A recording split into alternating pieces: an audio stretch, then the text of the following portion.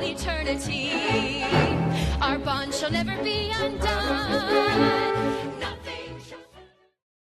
Normally, when you watch a production at the Logos Theater, you sit in the seats that I'm sitting in right now. However, coming up in September, the Logos Theater is pleased to announce our Theater in the Round series. Now, what makes this experience completely unique is instead of sitting in these chairs down here, you actually get a chance to sit on the stage with the actors only feet away from you. Now, this changes the whole ball game, not only for you as an audience, but for us as performers.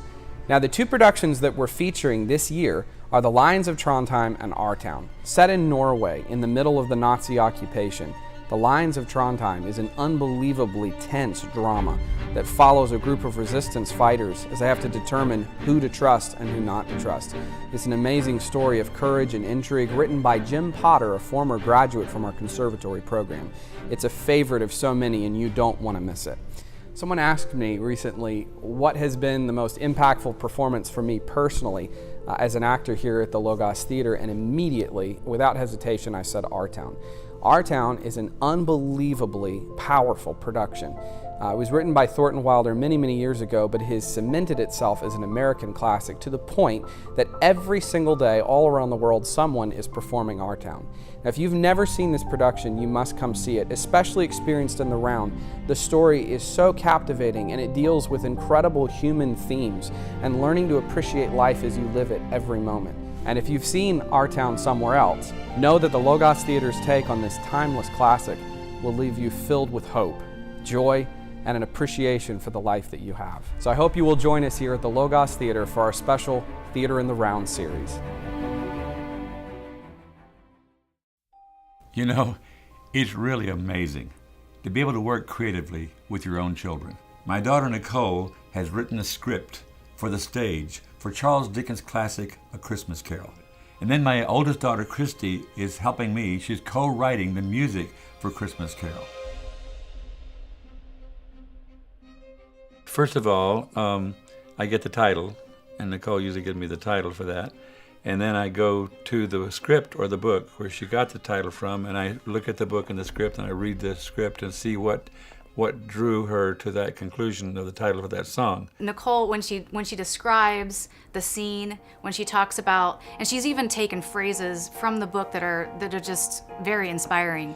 Each day is the same as the one before. Each day keep the books, count the money, sweep the floor. Each day I must stay as quiet as the grave, do his bidding, hear him grumble every day. I told her, I said, share as many of those as possible, share as many of those statements like the lines that the characters are saying in the scene, and then also share with me where you want this to progress. And so as she's talking to me, waxing eloquent on how she's imagining and what this is supposed to mean and all this stuff, and as I'm writing down notes, I'm starting to realize that it's becoming poetry as I write it. Did I ever feel this before?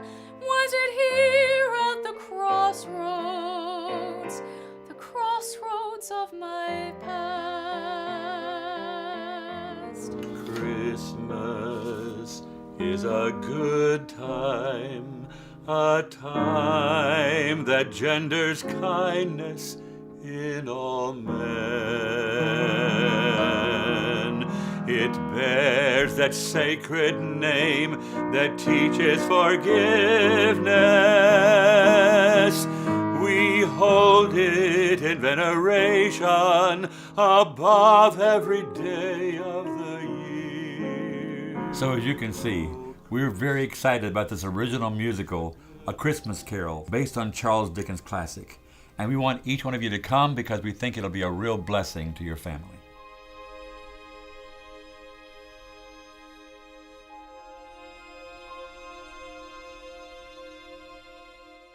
So I think one of the funny stories that people don't know about with me and the Chronicles of Narnia is that I told my husband several years ago that the Chronicles of Narnia would be the series of books I would never direct. I didn't want to touch them, the effects, the specialness that they have in everybody's hearts. You're competing with everyone's imagination and their love for the books, and I just thought it would be impossible to do it on stage without CGI.